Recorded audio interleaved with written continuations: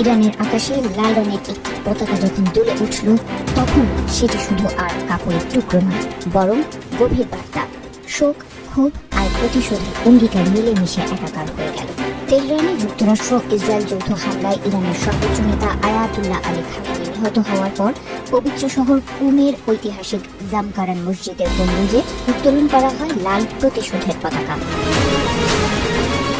শিয়া ঐতিহ্যে লাল পতাকা সাধারণত অন্যায় হত্যার প্রতিশোধের অঙ্গীকারের প্রতীক।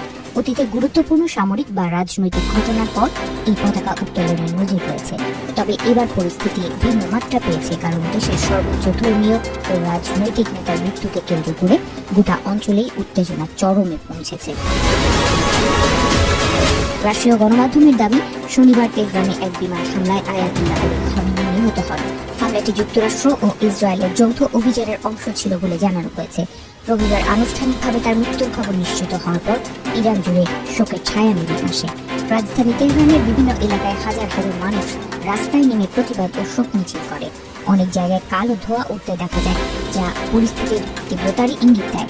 যুক্তরাষ্ট্রের প্রেসিডেন্ট ডোনাল্ড ট্রাম্প এক বিবৃতিতে খামেনির মৃত্যুকে বড় সুযোগ হিসেবে বর্ণনা করেন।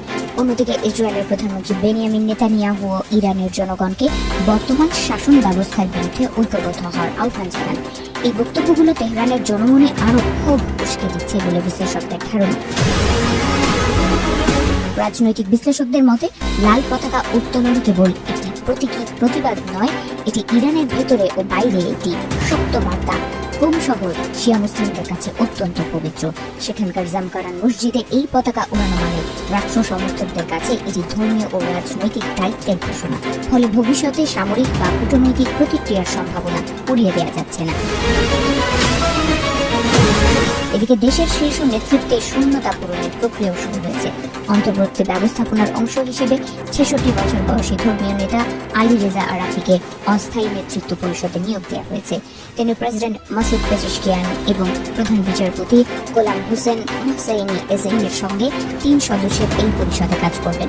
নতুন সর্বোচ্চ নেতা নির্বাচিত না হওয়া পর্যন্ত এই পরিষদ রাষ্ট্র পরিচালনার দায়িত্ব পালন করবে।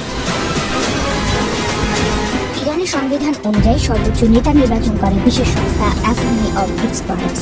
তারা দেশের শীর্ষ আলেম ও ধর্মীয় ব্যক্তিত্বদের মধ্য থেকে একজনকে বেছে নেয়। তবে বর্তমান উত্তেজনাপূর্ণ পরিস্থিতিতে নির্বাচন প্রক্রিয়া কত দ্রুত এবং কতটা শান্তিপূর্ণভাবে সম্পন্ন হবে তা নিয়ে প্রশ্ন থেকেই যাচ্ছে।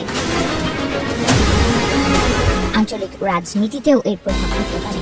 মধ্যপ্রাচ্যে ইতোমধ্যেই নানা সংঘাত ও প্রতিদ্বন্দ্বিতা চলছে। এমন প্রেক্ষাপটে ইরানের সর্বোচ্চ নেতার হত্যাকাণ্ড নতুন করে অস্থিরতা বাড়াতে পারে বলে আশঙ্কা করা হচ্ছে। বিশেষ করে ইসরায়েল, যুক্তরাষ্ট্র ও ইরানের মধ্যে সম্পর্ক আরও তিক্ত হওয়ার সম্ভাবনা রয়েছে।